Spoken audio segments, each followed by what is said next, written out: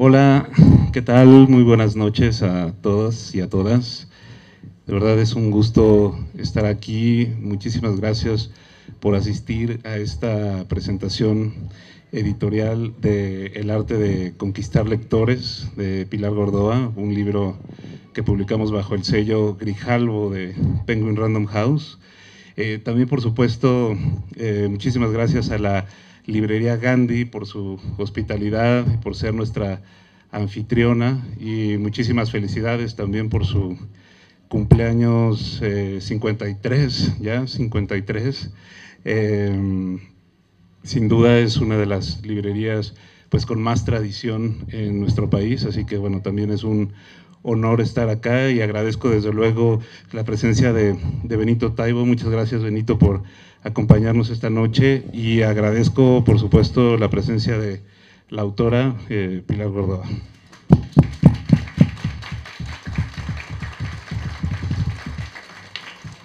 Y bueno, gracias también por darme la oportunidad de decir algunas palabras, compartir con ustedes un par de reflexiones y de anécdotas. Seré lo más breve posible. Me gustaría empezar diciendo que a mí siempre me gusta recordar que en la presentación de un libro siempre se abren muchos sentidos, siempre está cargada de varias dimensiones simbólicas, ¿no? Que no debemos dejar de advertir. Siempre hay un aspecto ritual en esto, un aspecto también comunitario y celebratorio. Me gusta siempre pensar en el libro como ese objeto con un aura pues capaz de convocarnos, de generar pensamiento, discusión, acciones, y de generar lazos entre nosotros. Este encuentro siempre a mí me parece pues mágico y, como digo, celebratorio, y precisamente lo que estamos haciendo acá es celebrar la salida de este libro, que es muy especial por varias razones. Les digo, voy a ser muy breve, no me voy a extender, pero digo, es un libro muy especial para la editorial, y muy especial sobre todo creo que también para todos los que hemos trabajado con Pilar a lo largo ya de algunos años, incluso décadas en mi caso. Bueno, claro. Y bueno, de pronto Pilar nos sorprende en esta nueva faceta como autora, ¿no? Nos sorprende con un texto que se inscribe en lo que yo creo que es una larga tradición de libros sobre libros que reflexionan sobre la industria editorial y bueno, los diferentes aspectos de esta maquinaria tan compleja, ¿no? Desde la concepción del libro, pasando por todo el trabajo autoral, el desarrollo editorial, y en este caso, bueno, pues con un especial énfasis en la comunicación del contenido del libro, en su promoción, en lo que es el marketing editorial propiamente dicho, y bueno, también pues cómo en cada una de esas fases, en cada una de esas etapas está involucrado pues nada menos y nada más que el arte de conquistar lectores, ¿no? Recuerdo la primera vez que le escuché a Pilar hablar sobre el libro fue después de una conferencia de prensa que tuvimos en la editorial. Recién regresábamos de pandemia, terminamos la conferencia y ella estábamos ahí un grupo comentando sobre la conferencia, y ella también dijo en algún momento que tenía un proyecto pues que en un primer momento era académico, que era una tesis sobre la industria editorial, sobre el marketing editorial, pero, y aquí está el gran pero y el punto de inflexión, pues tenía el deseo de traducir ese texto de lo que era el ámbito estrictamente académico hacia un libro de interés general, ¿no? Y bueno, pues a mí me pareció muy importante ese deseo de publicar y de publicar un libro que hablara específicamente sobre el marketing editorial, porque ciertamente sí hay algunos libros, como precisamente en esa colección del Fondo de Cultura, del libro sobre libros. Hay algunas cosas que se han publicado acerca del marketing editorial, pero sobre todo creo que son desde la experiencia anglosajona, desde la experiencia europea. Pero bueno, lo que decía Pilar es, a mí me parece importante, y yo compartía esa perspectiva, pues publicar algo que tenga que ver con la experiencia del marketing editorial en el mundo en español y bueno, específicamente en México, ¿no? Y bueno, pues se quedó ahí, en ese momento todavía no tomábamos la decisión de publicarlo en Grijalbo. Yo le seguí dando, bueno, pues, le di seguimiento, perdón, al proyecto y bueno, hubo un momento, en algún día, Pilar me dijo, oye, fíjate que ya tengo una primera versión para que la puedas leer y darme tus comentarios, etcétera, ¿no? Y bueno, al leerla confirmé esto que decía, ¿no? Pues que se trataba de un libro importante por eso, porque era valioso, porque presentaba la experiencia de una profesional en el marketing editorial de nuestro país y que era pues, un libro que no, pues, de alguna manera, digamos, inédito en ese campo, ¿no? Y conforme fui leyendo, de pronto también me di cuenta de que no nada más estaba frente a un libro, digamos, con un objetivo pedagógico que estaba dirigido a estudiantes de marketing editorial en específico, la gente pues interesada en los temas editoriales, sino que también era una especie de homenaje a nuestra casa editorial. Esto me gustó muchísimo, era una historia que no había sido contada de los últimos 25 años de la casa en la que trabajamos, de la casa del azar, literalmente, ¿no? de la Random House.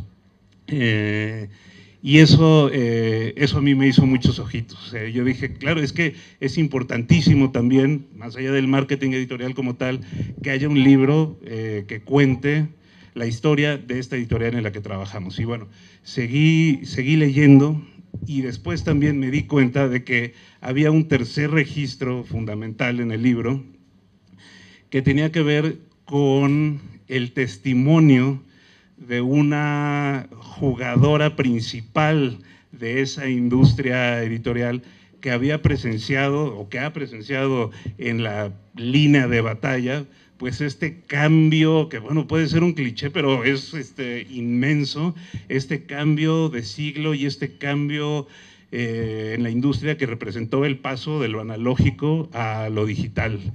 Y lo que plasmaba ahí en su libro, pues no nada más era su experiencia, voluntad por enseñar lo que había aprendido, pues sino también era un testimonio de supervivencia, como dice por ahí al comienzo del libro, de buscarse la vida, ¿no? Y creo que ha sido un mantra que le hemos escuchado mucho a Pilar, búscate la vida, y eso es lo que ha hecho ella a lo largo ya de más de 28 años. Y bueno, como dicen ahora, corte A, estamos aquí en Gandhi, presentando el arte de conquistar lectores, que es un arte, bueno, que de verdad creo que Pilar practica bastante bien, de manera muy profesional, y yo aspiro a practicarlo siempre de manera digna. Y bueno, pues aquí está Arte de Conquistar Lectores.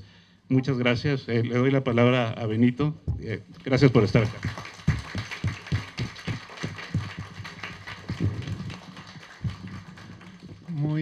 Muy buenas tardes a todos. No sabía que había un espacio para presentar en este Gandhi, pero me da mucho gusto. Habría que quitar ese librero, pero bueno. Saludos a los del fondo que no los veo. Eso, gracias.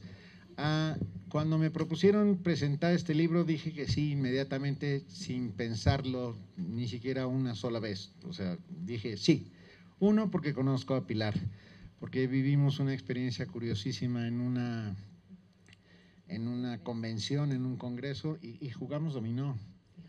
Sí, ¿ganamos? Ganamos. Sí, ganamos. Ok, eso. Y la segunda es porque el título me pareció una genialidad, porque pensé que estaban hablando de mí. El arte de conquistar lectores. Es algo que llevo haciendo 30 años de mi vida y de haber tenido antes el libro en las manos, no hubiera metido la pata tantas veces como las metí. El arte de conquistar lectores es un arte difícil, complicado, que yo siempre pensé que era muy difícil convertirlo en una estrategia, en una forma, en un método. El otro día comimos juntos y yo hablaba de métodos y estrategias. El arte de conquistar lectores se puede leer igual que se puede leer una novela policíaca. Es divertido, es ameno, es inteligente, está lleno de anécdotas.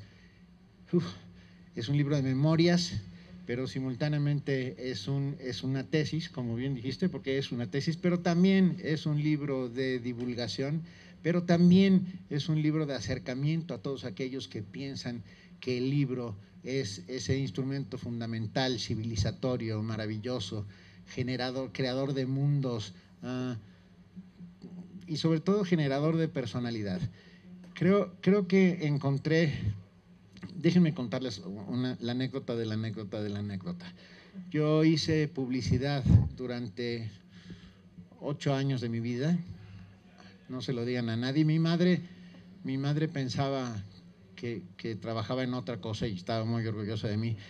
El día que le confesé que estaba haciendo publicidad, me miró con cara no de desprecio, pero sí de cierto, bueno, ok. Y el marketing era una palabra nueva para nosotros. Estoy hablando de los años 80. Las grandes compañías publicitarias de Madison Avenue en Nueva York estaban comenzando a descubrir todo el sistema y que podía aplicarse el método y el sistema para la venta de productos. El libro no estaba considerado como un producto, el libro es considerado un montón de cosas más que solo un producto. Para mi gusto, el producto cultural más importante que existe, sin lugar a dudas. Y ahí aprendí un montón de cosas. Bueno, una que aprendí era cómo vender necesidades. O sea, vender cosas que la gente no necesitaba. Acabé yéndome de la publicidad para hacer la historia mucho más corta. Pero sí, había algo muy importante ahí, el arte de la mercadotecnia, que hoy Pilar, en este libro maravilloso, El arte de conquistar lectores, porque de verdad, insisto, se lee como se puede leer una novela,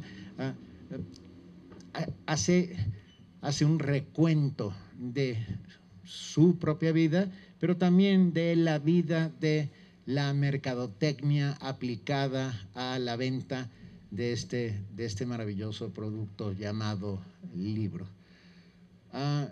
Me quedé con un montón de cosas en la cabeza, con un montón de ideas que iré aplicando poco a poco, pero me encantaría que, si no les importa, que hiciéramos más bien una conversación, porque puedo estar halagándola durante los próximos 35 minutos y yo creo que lo que queremos es oírla a ella.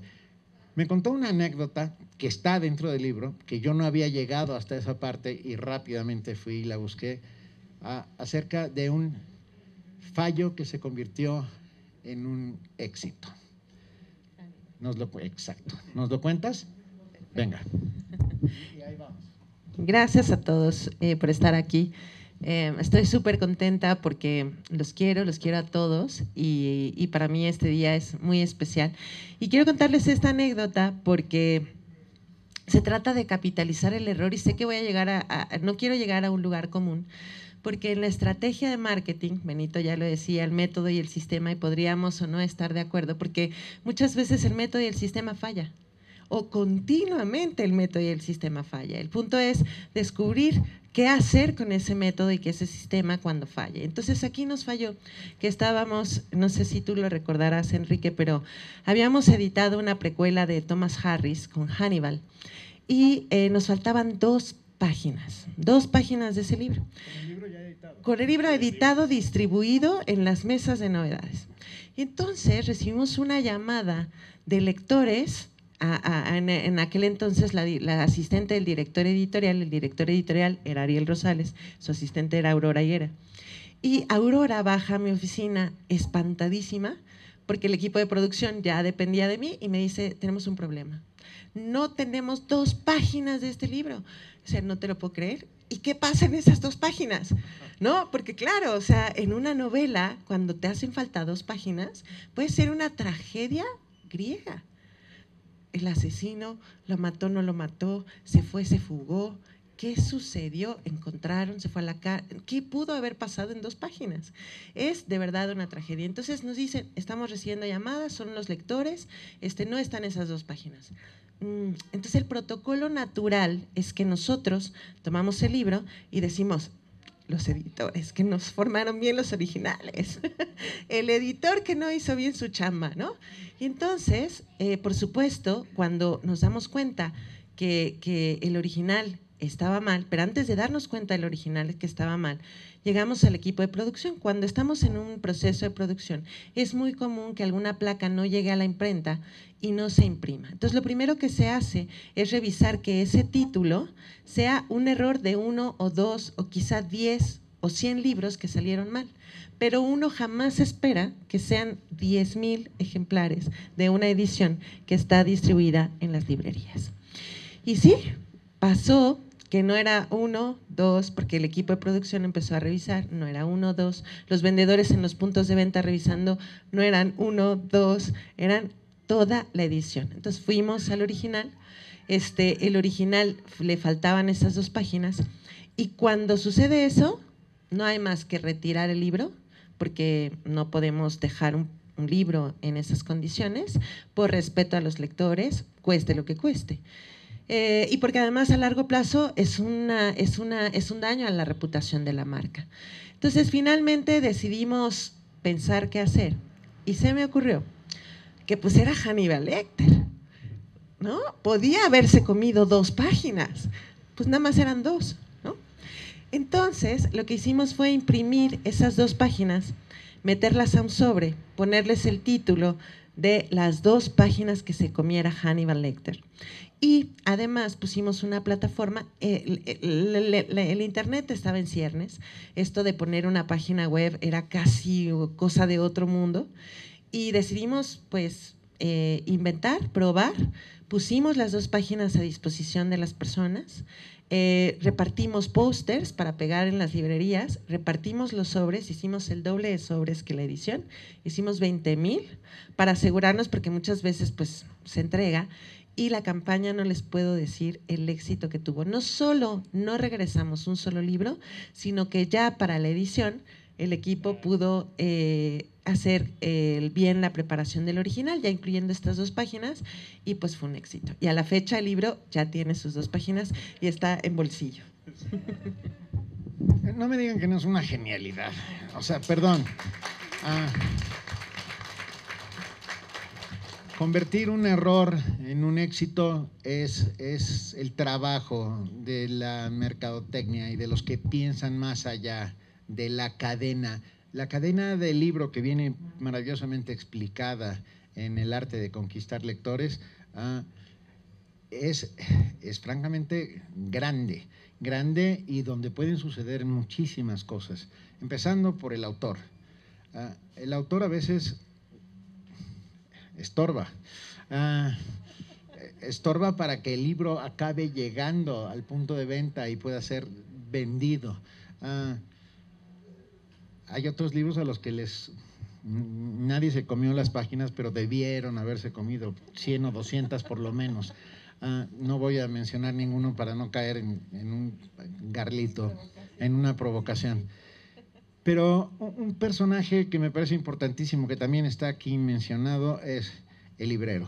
Los compañeros libreros. Tú entras a una librería como Gandhi y a veces te pierdes en medio de este mundo de libros. El otro día tú decías cuántos libros se editaban por día. Dijiste un número, Y ahora no ya, yo no lo recuerdo, pero era una barbaridad. Sí.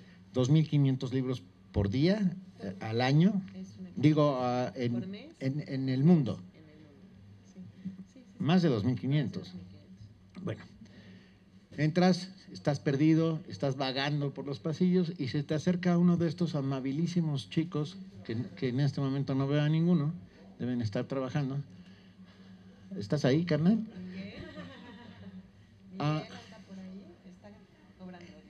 Y es el final de esa cadena.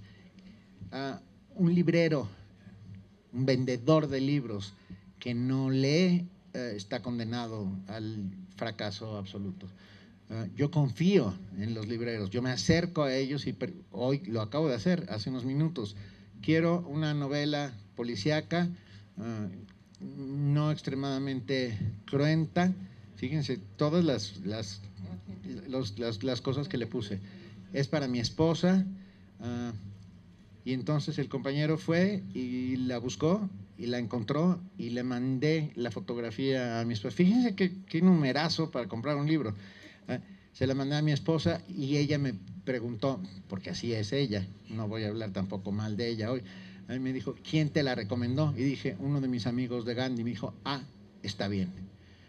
Eso quiere decir que tenemos libreros de confianza, pues, ¿no? Que tenemos gente que ha leído lo que está vendiendo. Y esto es francamente importante. Conquistar lectores es un triunfo de muchas maneras, un triunfo de la perseverancia, sobre todo. Yo me he dedicado a dar conferencias de fomento a la lectura los últimos 20 años de mi vida en escuelas, en plazas, en pueblos, en parques, en todos lados, con un sistema que no es sistema, porque el sistema y el método lo tiene Pilar, con una latida. Y mi latida era, voy a utilizar la lógica de los Alcohólicos Anónimos. Y la lógica de los Alcohólicos Anónimos funciona muy bien. Hola, soy Benito, soy alcohólico. Todos ustedes dicen, hola Benito. No estamos en una sesión de Alcohólicos Anónimos. Y lo que hace el que está en la palestra, en la tribuna, es contar su experiencia. Y a partir de ahí se genera un fenómeno sutil y maravilloso llamado otredad. La otredad funciona con la lógica de los que están del otro lado, ven reflejada su propia experiencia en lo que está contando ese que está en la tribuna. Por lo tanto, yo cuento mi experiencia lectora y espero que los otros de esa experiencia lectora apliquen algo de ella. Y funciona mucho y muy bien, y la verdad es que funciona muy bien. Pero hoy tenemos el arte de conquistar lectores y yo se lo voy a recomendar a un montón de amigos escritores para que descubran cómo funciona esta lógica. Ahora, hay que decir cosas como que parecen elementales, pero que no lo son. Hay libros que por más mercadotecnia, publicidad, banners, un avioncito que pase anunciándolo, todo lo que quieras, no se venden. Y parecería que hay un secreto. Ahí, ¿y cuál es el secreto? ¿O cuál podría ser uno de los secretos que tú crees que están ahí metidos, en los cuales hay libros que por más que se le haga, uno es porque son malos, pues, ¿no? Ese es el gran secreto. Voy a decir algo que políticamente no es correcto, pero no resuciten un muerto. No hay manera. Cuando un libro no hay forma de rescatarlo, pues no hay forma. Esfuerzo, pensamiento, dinero, pues no tiene ningún sentido. Pero me gustó mucho porque ahí está Miguel y después ya se fue. Ahí está Miguel, que preguntabas por Miguel. Miguel es el encargado de esta sucursal de Gandhi. Gracias, Miguel. No te vemos, Miguel.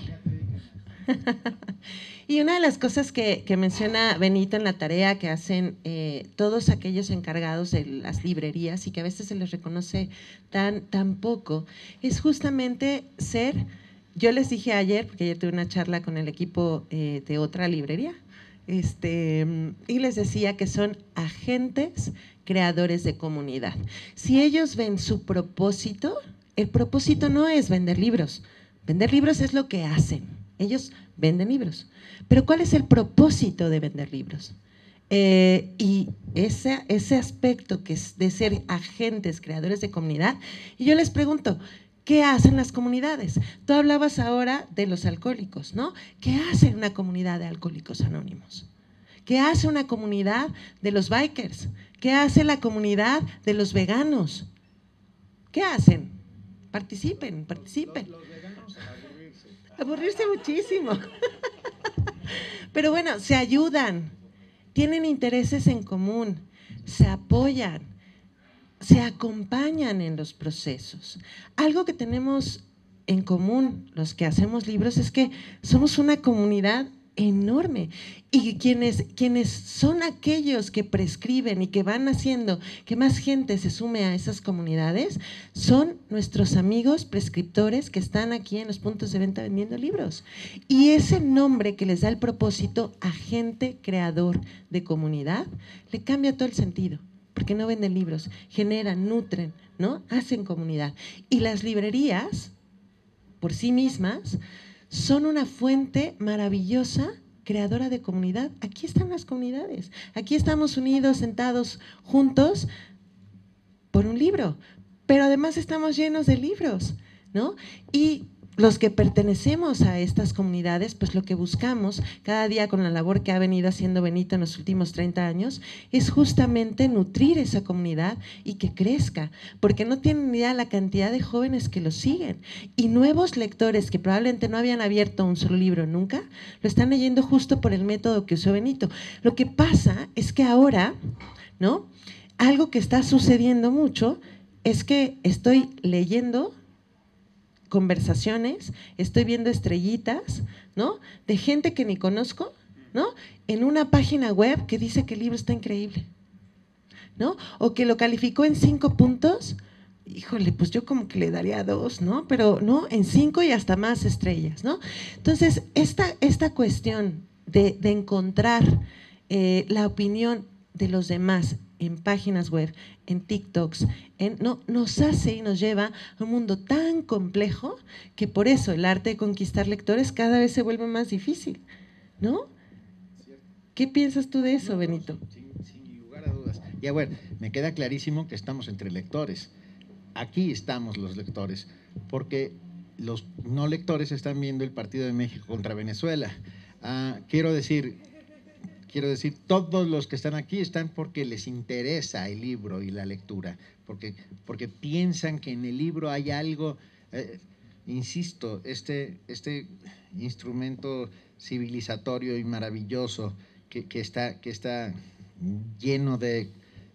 Es que puedo tirarme un rollo de 45 minutos y no quiero hacerlo, pero sí, una librería es un generador de lectores. Pero este fenómeno curioso perdón, qué bueno que no lo escribí, que surge, ya me había llegado el editor con su plumón rojo, ¿cómo? Pues ¿cómo? Este fenómeno que surge a principios del año 2010 llamado Booktubers, que me parece importantísimo y que cambió sin lugar a dudas la forma de hacer que los jóvenes se acercaran al libro. El libro era considerado hasta entonces, y fue considerado en mi generación como casi un instrumento de tortura. Yo a los 12 años leí la Ilíada, la Odisea y el Cantar del mío Cid en castellano antiguo y todavía tengo pesadillas al respecto. Y bueno, de mi generación muchos desertaron del placer del libro y la lectura porque nadie nos dijo lo que contenía y de qué estaba hecho y por qué funcionaba como funcionaba. Y porque ¿hay alguien de la Secretaría de Educación Pública? No, perfecto. La Secretaría de Educación Pública hizo que desertáramos del libro y la lectura montones de personas porque no supieron escoger aquellos libros que llegaron. Vuelvo, el fenómeno BookTube, que son chicos jovencísimos que se plantan frente a una cámara y dicen, me llamo X y leí Los Miserables y me encantó por esto, esto y esto y esto y esto. Y de repente Los Miserables se vende en todos lados. ¿Por qué funciona eso? Funciona porque están partiendo de la lógica de la otredad. ¿Cuál es el mejor sistema, desde mi punto de vista, de venta de un libro? Es el boca a boca. La recomendación personal de alguien en el que tú confías y te dice, oye, acabo de leer Cuchillo de Salman Rushdie, es la historia, bla, bla, bla, bla, bla, y está buenísimo. Confías en esa persona y vas corriendo a buscar a Miguel para que te dé cuchillo. Y estos chicos fue lo que aplicaron esa lógica. Yo soy y a mí me gustó por esto.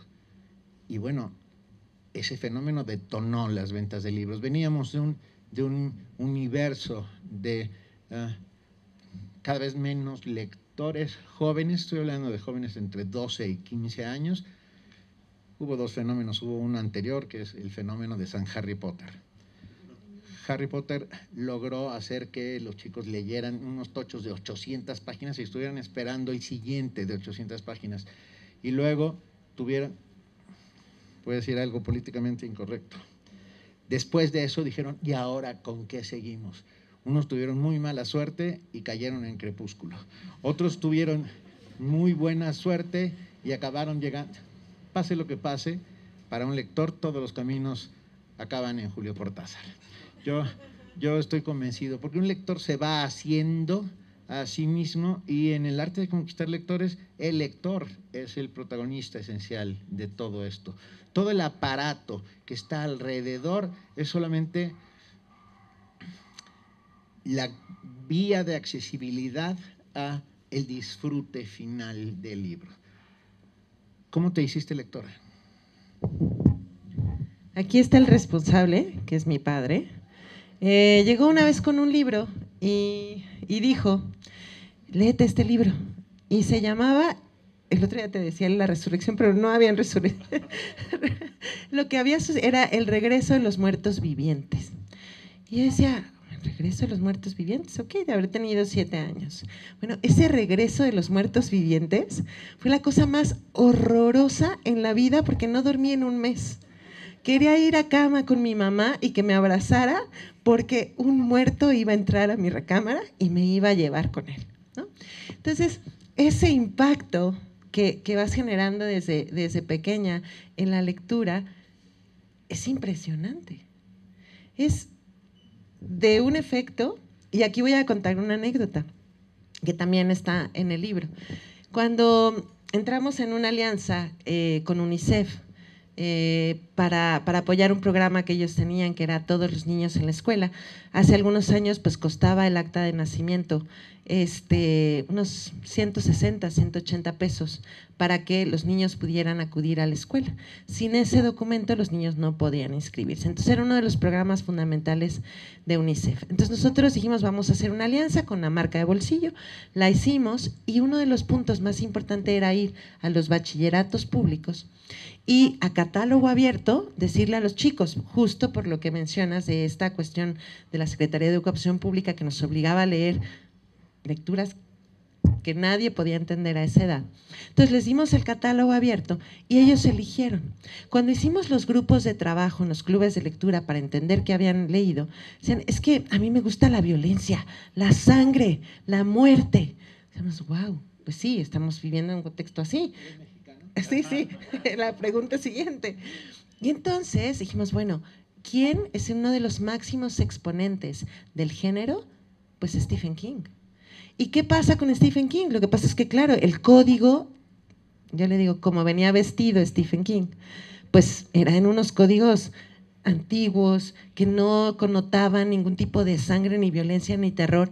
Y lo que tenemos muy bien descubierto es que muchas de las primeras lecturas de una persona es justamente con los libros de terror, como me sucedió a mí con los muertos vivientes, ¿no?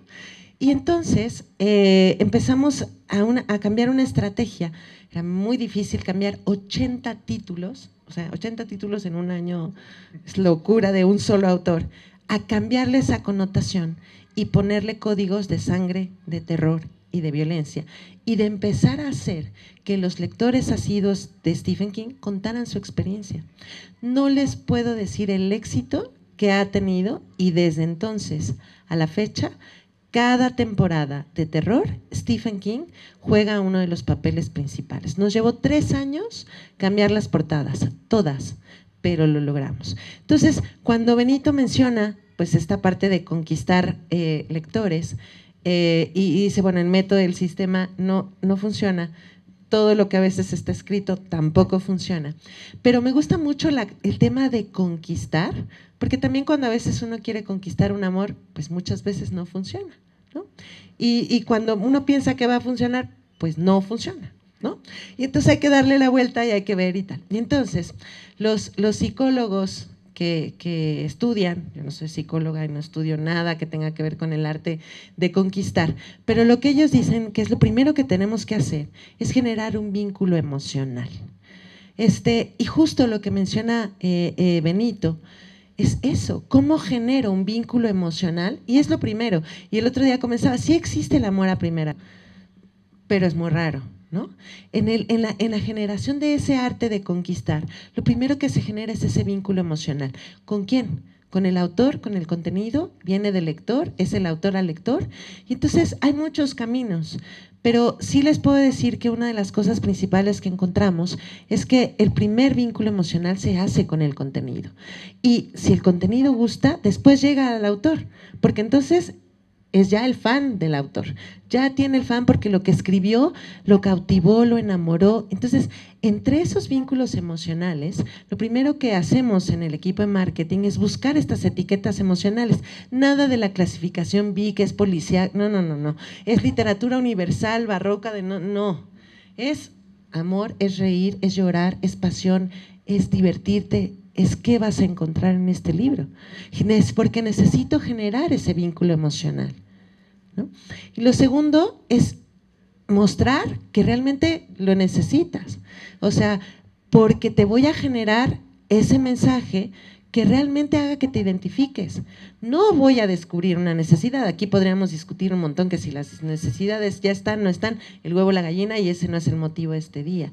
Lo que sí es por qué tú necesitaste este libro. Y algo que hablábamos que es muy lindo es ese encuentro, y perdóname aquí lo cursi, este encuentro que existe entre el lector y el libro, ¿no? Porque muchas veces decimos, es el libro el que te encontró a ti, ¿no?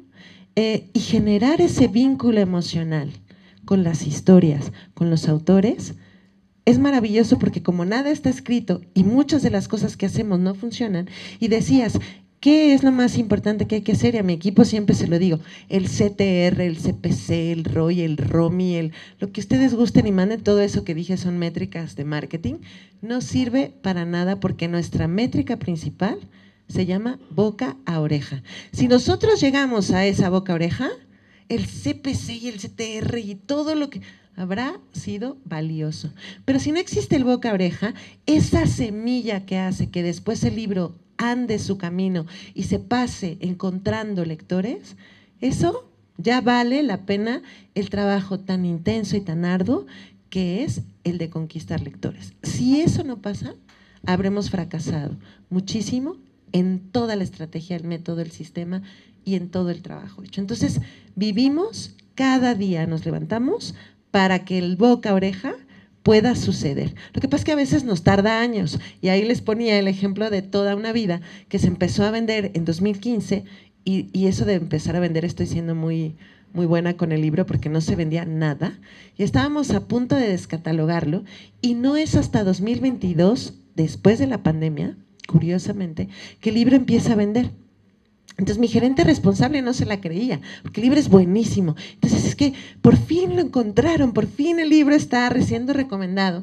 Y decíamos, ¿por qué? Pues por clubes de lectura.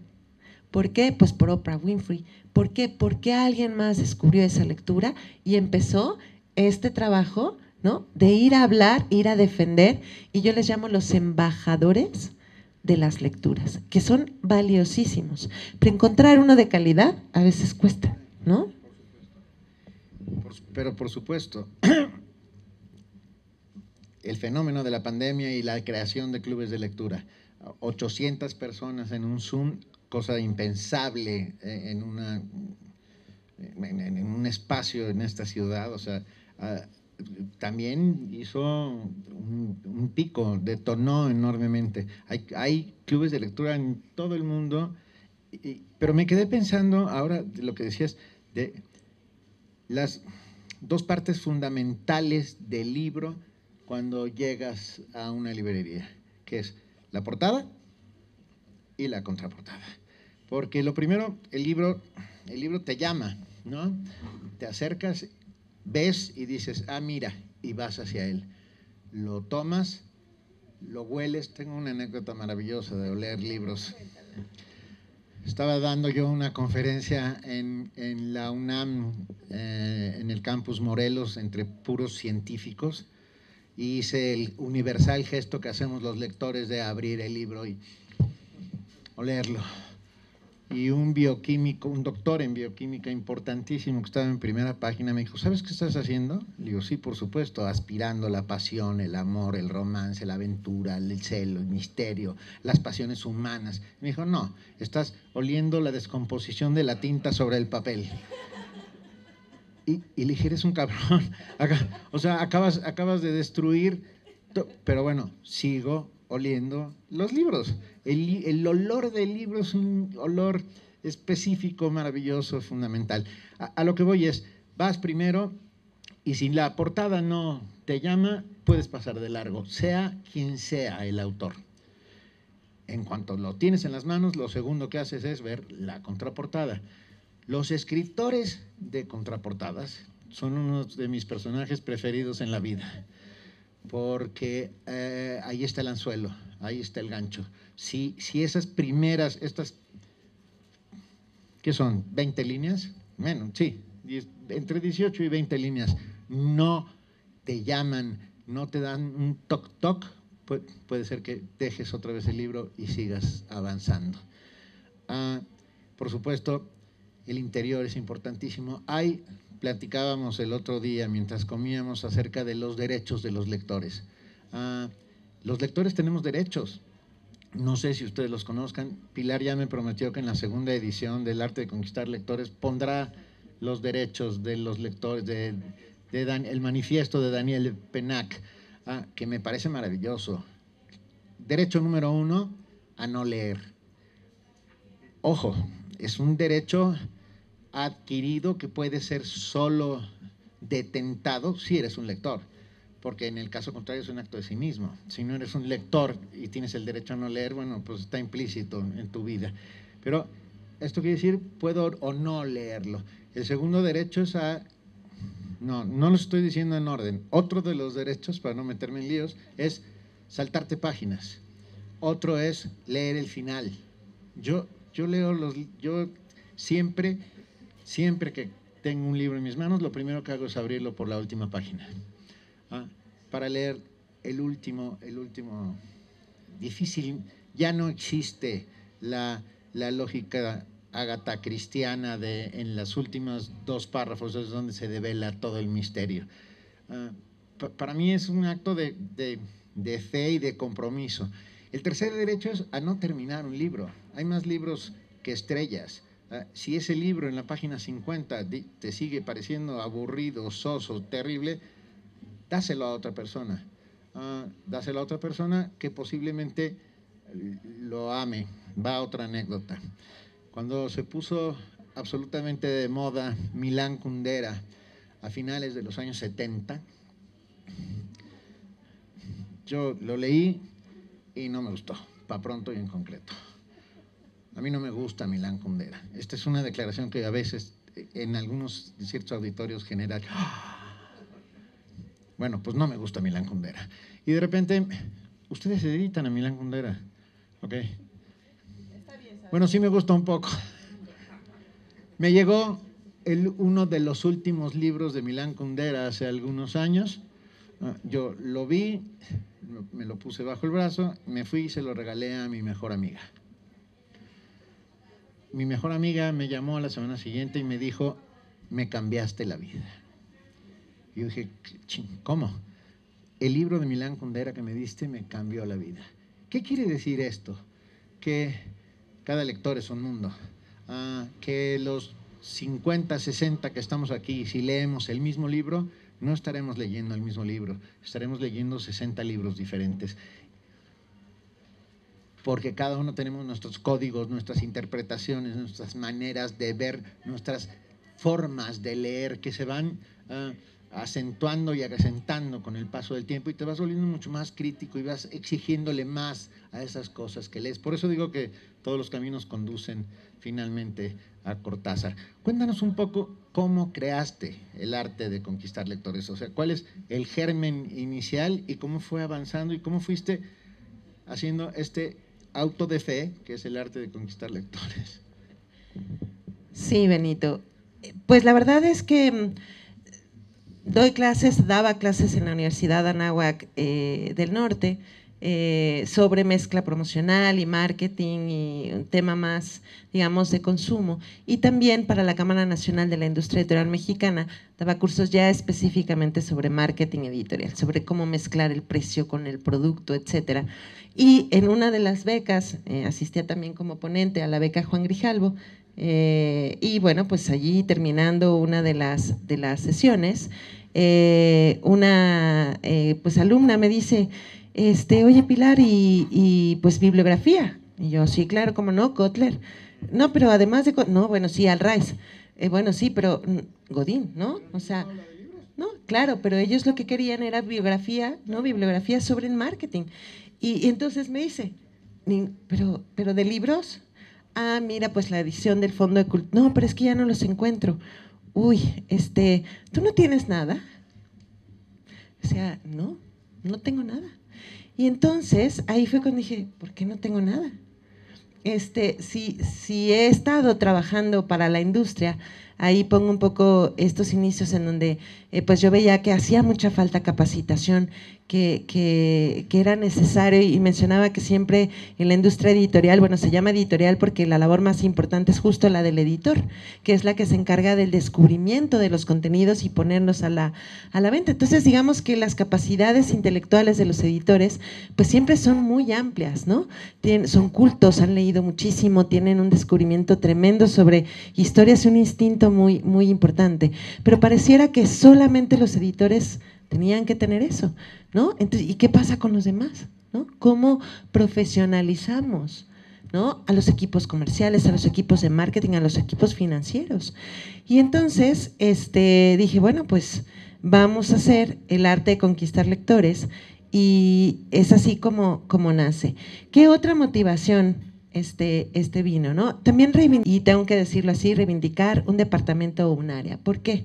Porque a veces decimos, la niña que hace prensa, ¿no?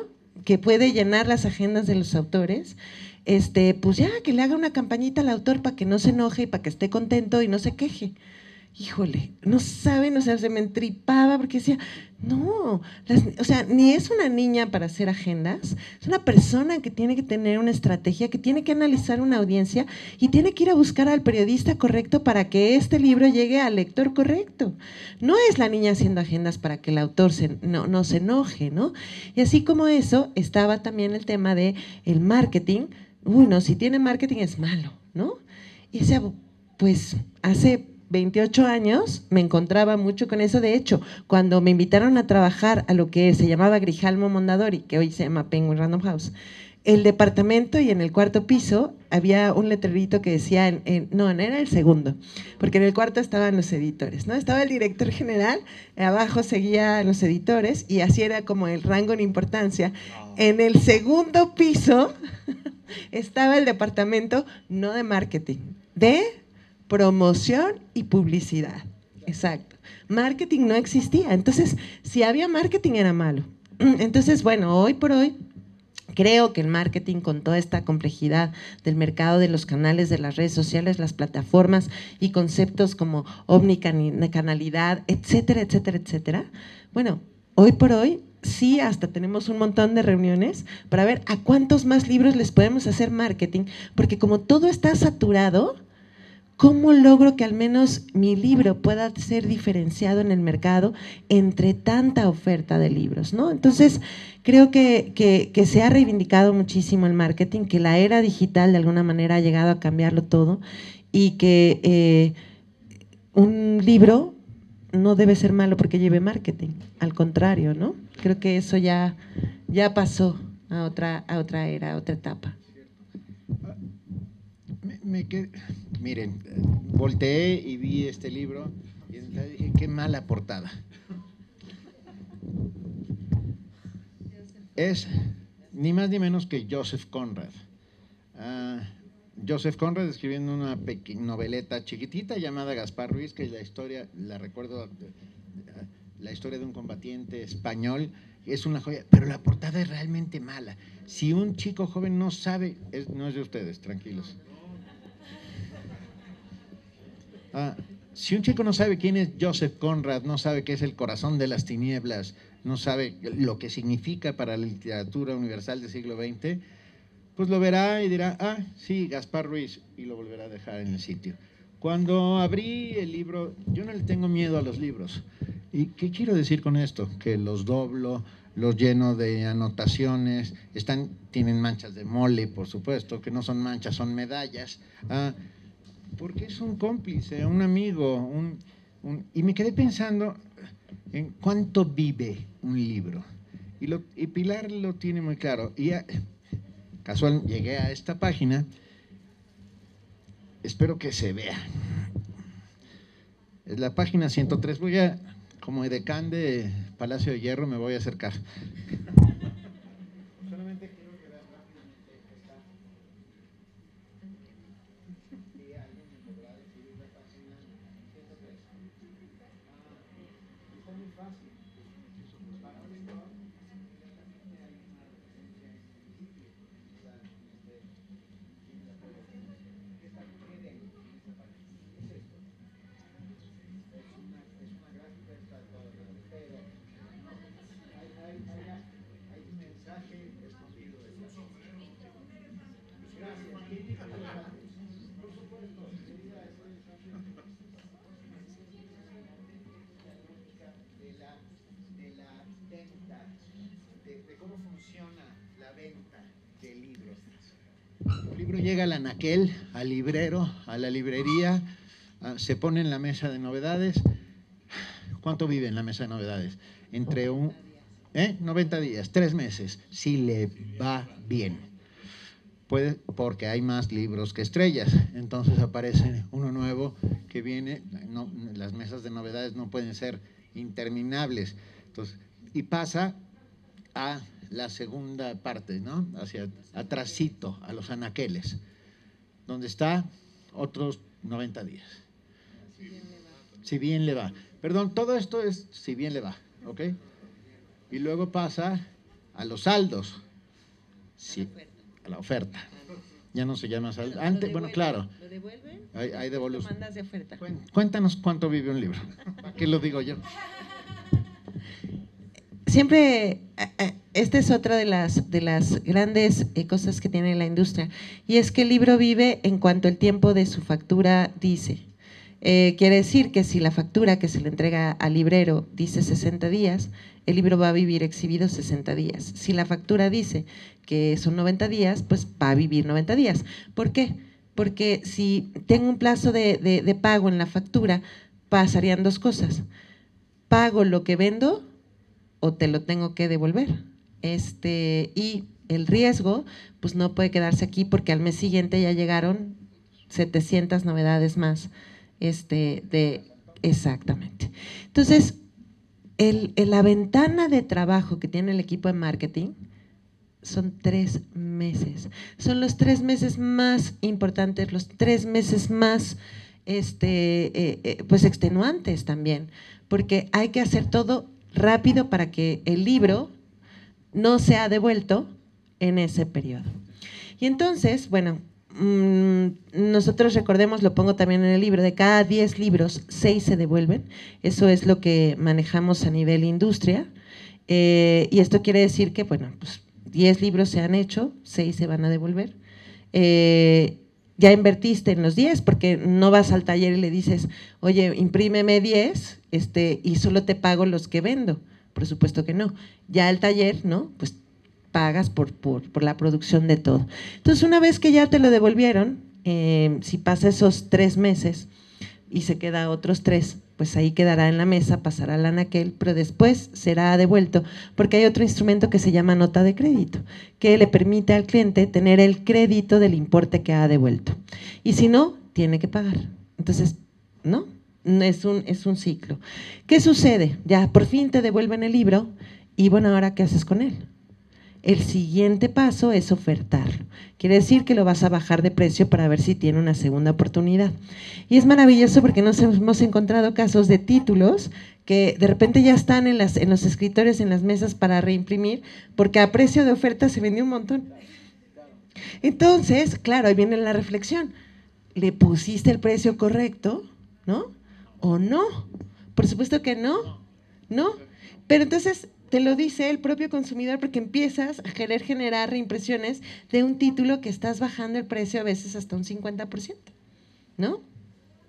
Y después de que ya pasó la oferta y que, bueno, decides, hay varias decisiones que pueden tomar, si se vendió muy bien a ese precio, probablemente hagas una edición más económica que te ayude a que el libro siga manteniéndose porque hay interés, o de plano el libro con todo y el precio bajo no se vende. Y entonces viene esa siguiente etapa que se llama saldo, que ahí es para el editor recupero lo más que pueda de lo que ya invertí en la producción y finalmente viene la destrucción, ¿no? Ese es el proceso. Y esa es la parte que no me gusta, el de la destrucción.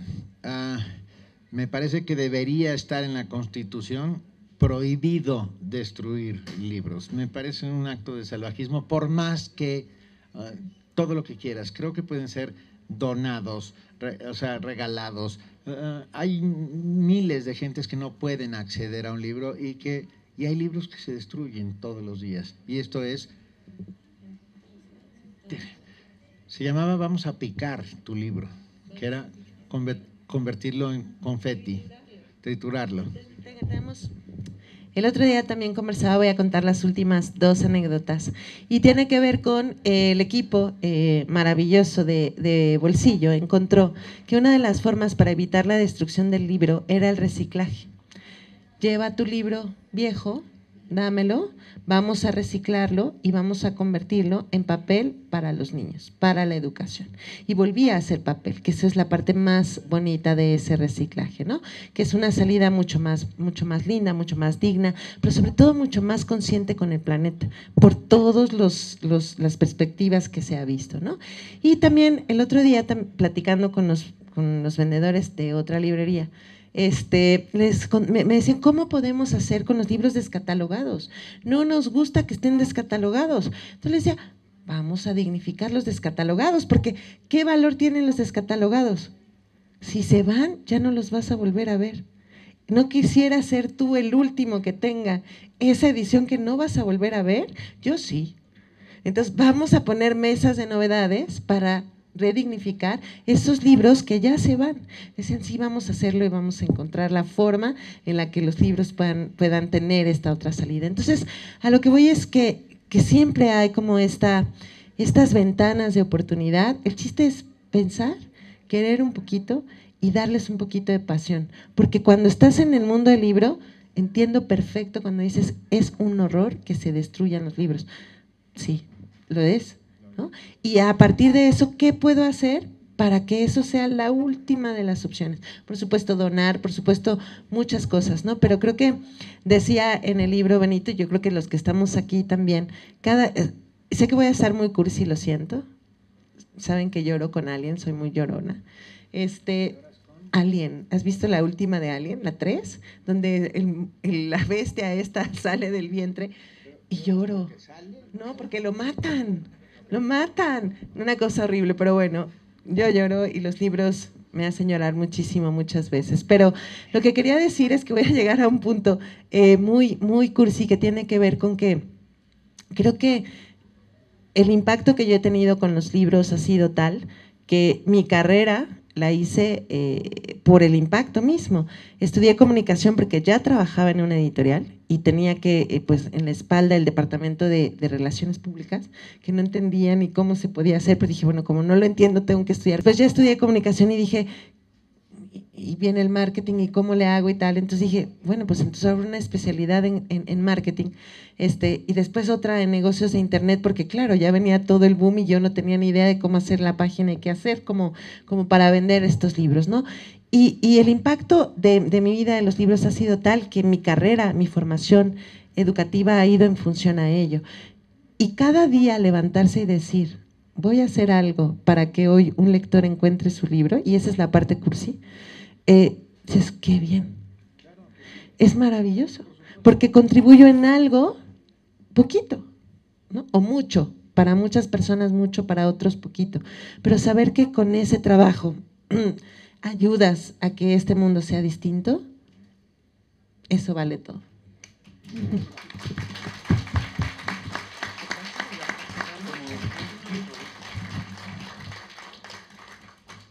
El precio del libro. No me voy a meter en demasiados líos, pero bueno. Un día una chica en una conferencia multitudinaria me dijo, oiga, ¿por qué sus libros son tan cortitos? Y entonces yo contesté, para que los puedas comprar, querida.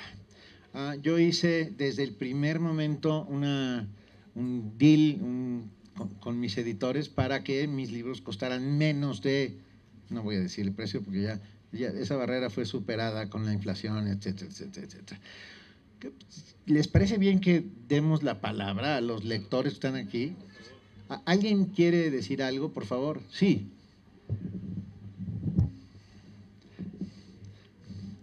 Me preocupa la máscara, pero… Hola, ¿cómo están? Buenas tardes. Bueno, maestro Taibo, es un placer volverlo a ver. Nos vimos en la Filco de Coyoacán. Espero que esté mejor de su mano. Esperemos que… Gracias a Dios. Bien. ¿Tú me curaste? Sí. Ya te reconocí. Sí. Nada más que traía otros lentes, pero ahora les tocó a los nuevos. Bien. Quisiera hacerles una pregunta.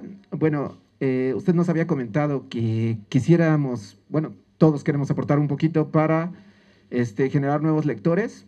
En el caso del maestro Taibo y también el mío, bueno, compartimos la misma afición por Julio Cortázar. La otra vez le conté una anécdota acerca de Cortázar, de cómo conocí a Cortázar, que precisamente fue cuando pusieron un libro de Cortázar en oferta, porque tenía la portada en francés. Entonces me llamó la atención, pero era un libro muy costoso. Entonces después lo pusieron en oferta, estaba como en 40, 50% de descuento, entonces lo compré.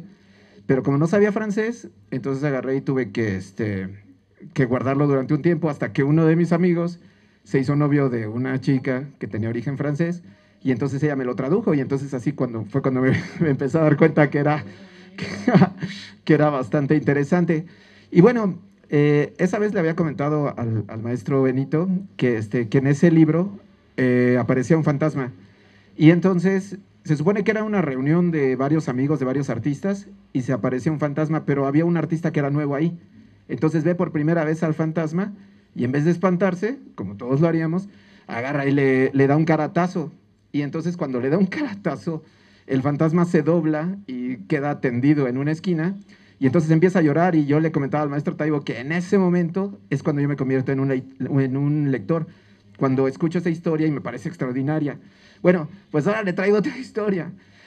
De Julio Cortázar también, en la biblioteca de Tasqueña, ahí ocurrió una tragedia en el 2017, se derrumbó un edificio que está junto a la biblioteca de Tasqueña y fallecieron varias personas. Entonces estaba leyendo Las fases de Severo, de Julio Cortázar.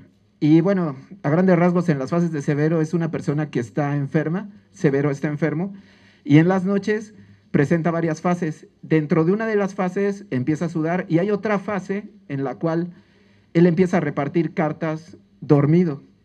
Y entonces, pues agarra y dice, haz de corazones tal persona. Y es un ritual que tiene la familia, de repente agarrar y estar haciendo anotaciones precisamente de las cartas que le tocan a cada quien. Y muchos hacen interpretaciones, no, es que a ti te dio tal carta porque a lo mejor, pues tú te vas a enfermar. O a lo mejor tú eres el consentido y te tocó tal carta. Y bueno, después de varias fases por las que pasa, de repente me empezó a llegar un olor a gas ahí de los edificios. Y después me empezó a llegar un olor a carne descompuesta. Porque bueno,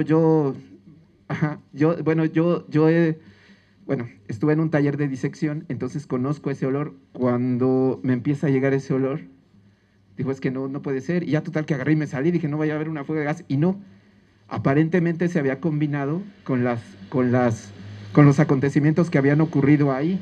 Y se estaba mezclando con lo de las fases de Severo. Ya total que, bueno, terminé ya las fases de Severo y pues ya me bajé. Lo que quisiera preguntarle a los tres, bueno, primero, al señor Benito Taibo, me gustaría preguntarle, ¿cómo fue su encuentro con Cortázar? Me da mucha curiosidad. Y me gustaría preguntarle a ustedes dos, ¿Cuál es el escritor que ustedes podrían recomendarle a sus lectores actualmente, ahorita, como estamos? Muchas gracias.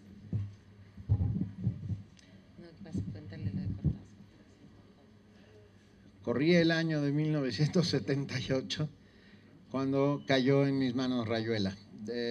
Mi padre lo puso en mis manos y me dijo, tienes que leerlo. Y lo leí. Y cuando papá decía tienes que leerlo, no era esta lógica de la obligatoriedad, sino de la recomendación absolutamente pasional que tenía que ver con tienes que leerlo. Si no, va a quedar un hueco enorme dentro de tu vida. Esa es la manera en que llega Cortázar.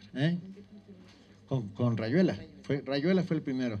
Y luego los cuentos y la autopista del sur. ¿Pero lo leíste en orden al revés? Lo leí, a ver, querida, lo he leído la primera vez en orden, luego al revés, luego saltando capítulos, luego dejándolo madurar después de 3 capítulos y regresando un par de meses después.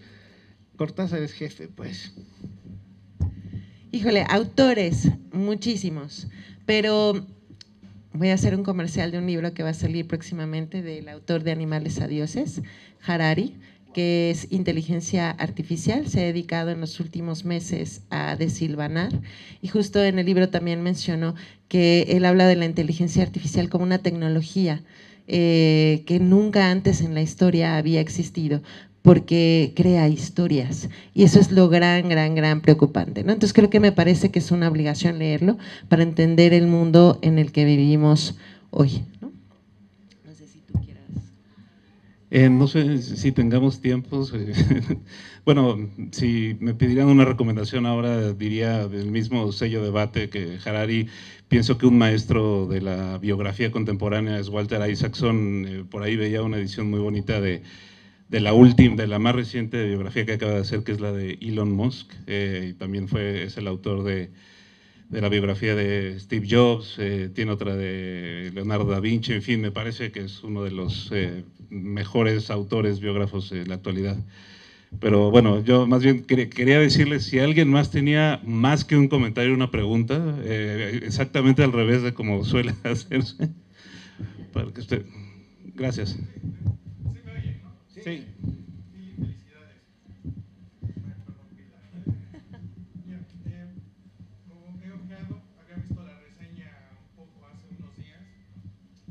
Claro que esta va a ser una herramienta informativa para, yo creo que el gran fin es la conexión, como dicen, emocional, la empatía que tiene una persona con lo que se pueda aportar a través de las letras.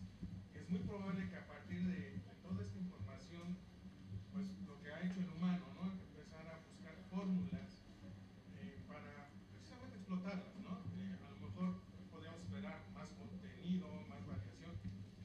Y bajo ese preámbulo, a mí me gustaría preguntarte, y ahorita que tocaron este tema de la inteligencia artificial, ¿cómo se va a poder defender pues ese humanismo a la hora de escribir o generar pues nuevo contenido editorial con estas máquinas que en algún momento seguramente una de ellas va a consumir tu contenido y probablemente va a ofertar algo, no va a dar respuestas?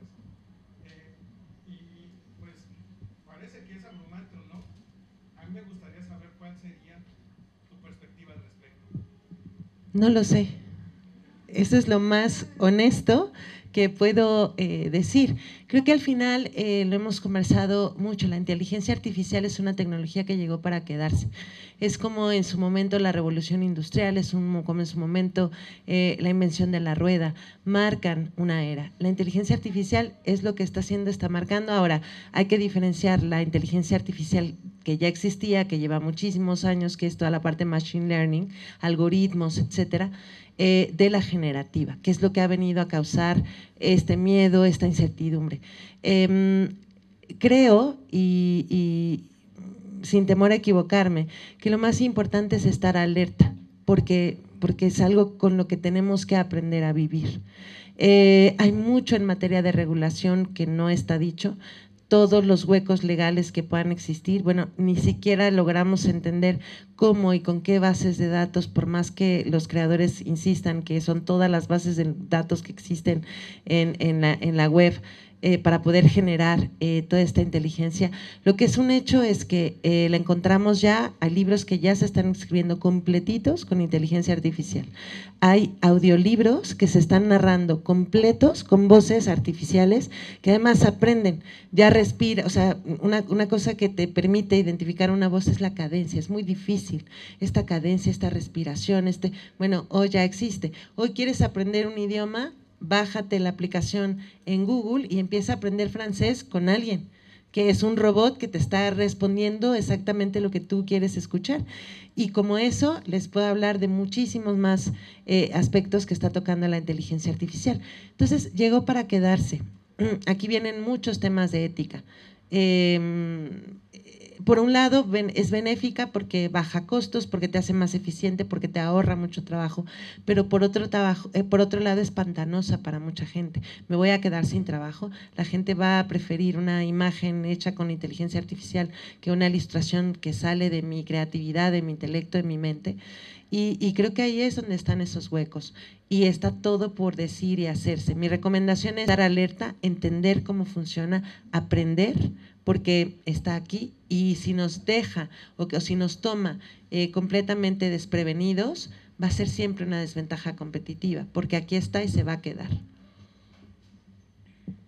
El otro día le pedí a una de estos chats de inteligencia artificial que me escribiera una oda al gazpacho al estilo de Pablo Neruda. Y era una mierda.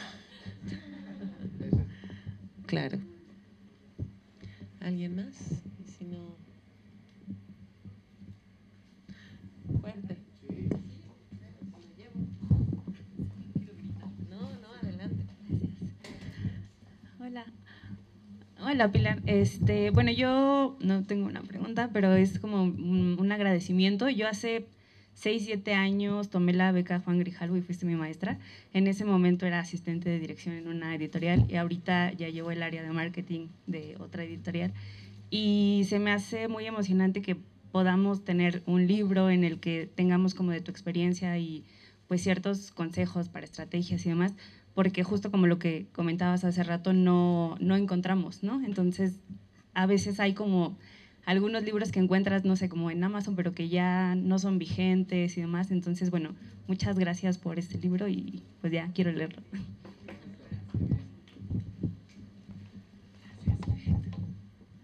¿No? Sí. Creo que tienes una larga cola de firma de libros. Yo solamente celebro la aparición del arte de conquistar lectores y repito la frase que me ha acompañado todos estos años, que es: todos los libros son de autoayuda, excepto los que dicen autoayuda en su portada, que son un acto de cinismo. Este es un libro de autoayuda, en el mejor de los sentidos. No es un acto de cinismo. Creo que aquí dejó la piel, el corazón y toda la sapiencia que tiene Pilar Gordó, a la cual pido un enorme aplauso, por favor.